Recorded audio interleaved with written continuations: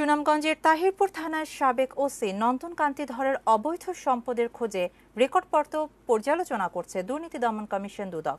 তার বিরুদ্ধে জ্ঞাত আয় বহির্ভূত কোটি কোটি টাকা থাকার অভিযোগ রয়েছে। তাওহিদ সৌরভ জানাচ্ছেন বিস্তারিত।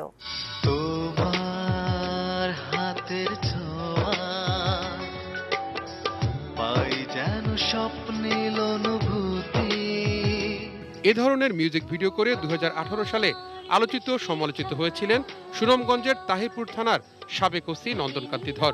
অভিযোগ আছে 2017 সালে তাহিরপুর থানার ভারপ্রাপ্ত কর্মকর্তার দায়িত্ব নেওয়ার পর থেকেই তার জীবনে যুক্ত হয় ভিন্ন মাত্রা। গত বছরের শেষের দিকে দুদকে একটি অভিযোগ আসে এই ওসির আয়েশি জীবন নিয়ে, যেখানে বলা হয় একদিনে তার আয় কয়েক লাখ টাকা। স্থানীয় এক নেতার আশীর্বাদ ছিল তার। জানা গেছে দুর্নীতির অভিযোগে কারাগারে থাকা বরখাস্ত ডিএজি মিজানেরও ঘনিষ্ঠজন ছিলেন তিনি।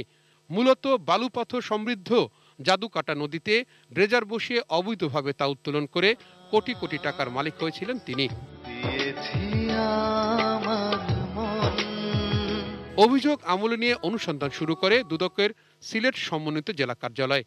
পর্যালোচনার জন্য প্রয়োজনীয় নথি চাওয়া হয় নন্দন কান্তি ধর এবং তার স্ত্রী ও পরিবারের সদস্যদের। তবে করোনাকালের ধীরগতি কাটিয়ে আবারও গতি ফিরেছে এই অনুসন্ধানে। এ ব্যাপারে কথা বলতে নারাজ দুদক। আমাদের কোনো অনুমতি নেই, আমাদের এই বিষয়ে কোনো কথা বলার সুযোগ নেই। পিআরওর সাথে যোগাযোগ করেন। জানা গেছে বর্তমানে সুনামগঞ্জের কোর্ট ইন্সপেক্টর হিসেবে কর্মরত আছেন নন্দন কান্তি ধর। তাওহিদ সৌরভ, এটিএন নিউজ, ঢাকা।